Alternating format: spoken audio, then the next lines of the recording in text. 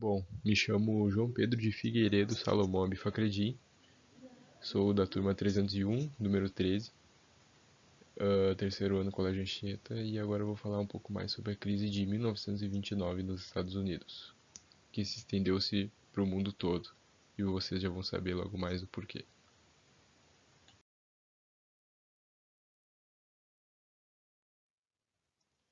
Ocorrida entre a Primeira e a Segunda Guerra Mundial, a crise de 1929 foi um dos acontecimentos mais impactantes da história contemporânea. Essa crise ocorreu nos meses de setembro e outubro de 1929, nos Estados Unidos, quando o valor das ações da Bolsa de Valores de Nova York, a qual a economia mundial estava integrada à época, despencou bruscamente, provocando a sua queda.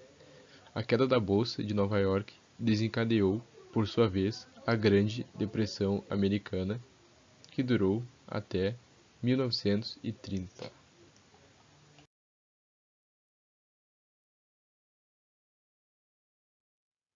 Bom, então agora eu vou falar um pouco mais sobre a contextualização da época.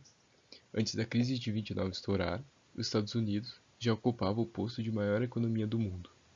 Antes mesmo da Primeira Guerra Mundial, a economia americana já possuía índices que comprovavam essa supremacia, e os eventos da guerra só acentuaram a posição da potência econômica internacional dos Estados Unidos. Em virtude do rápido crescimento da economia americana após a guerra, a década de 20 foi um período de grande euforia econômica, o qual ficou conhecido como Loucos Anos 20. Esse momento da história americana ficou marcado principalmente pelo avanço do consumo de mercadorias, consolidando o American Way of Life, o estilo de vida americano.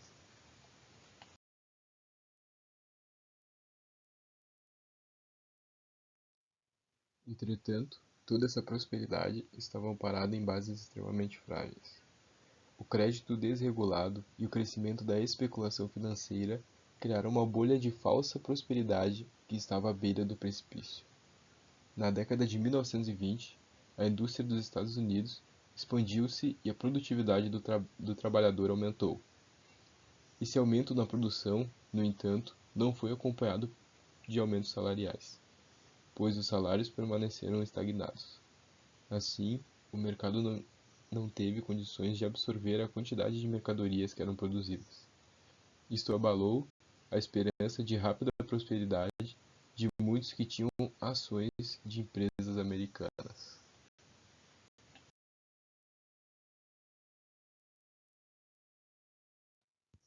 A crise de 29 foi uma consequência da grande expansão de crédito por meio da oferta monetária, levada a cabo pelo pela Federal Reserve System, espécie de Banco Central dos Estados Unidos, desde os primeiros anos da década de 1920.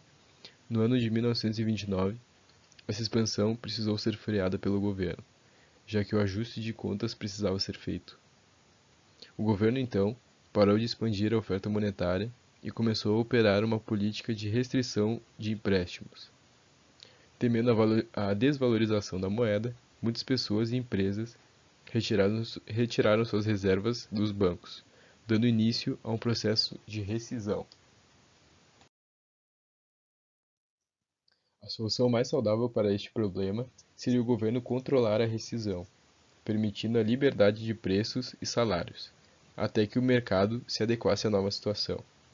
No entanto, ao contrário disso, o governo passou a exercer arrojado controle sobre os preços e os salários, além de promover aumento de impostos, aumento de impostos. Isso agravou a rescisão e, em 24 de outubro de 1929, houve a chamada Quinta-feira Negra, caracterizada pela queda vertical das ações por falta de compradores. Alguns dias depois, em 29 de outubro, ocorreu a Terça-feira Negra, quando vários lotes de títulos foram colocados à venda na Bolsa de Nova York, em um último gesto de desespero, sem atrair, entretanto, compradores. Ações de bancos e empresas ficaram completamente desvalorizadas, o que provocou a falência deles e o consequente desemprego de cerca de 12 milhões de americanos.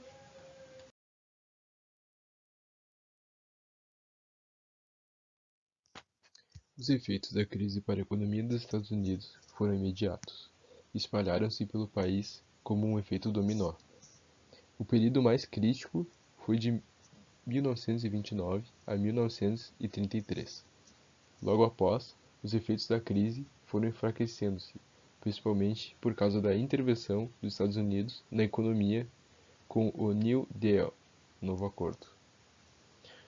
Algumas consequências, então, da crise foram: o PIB nominal dos Estados Unidos caiu aproximadamente 50%, o desemprego disparou e alcançou 27%, era de 4% antes da crise, importações caíram 70%, exportação caíram 50%, diminuição em 90% os empréstimos internacionais, produção industrial caiu no mínimo um terço, produção de automóveis foi reduzida em 50%, salário médio na indústria caiu 50%, falência de milhares de empresas e bancos.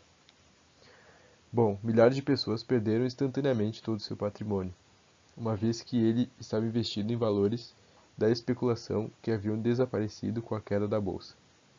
Os efeitos da crise, então, espalharam-se pelo mundo.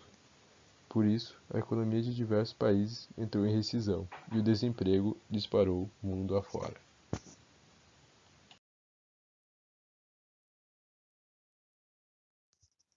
Por fim, o Brasil também sentiu os impactos da crise de 1929. A área que mais sofreu com a rescisão econômica foi a de produção de café, o principal produto de exportação do país.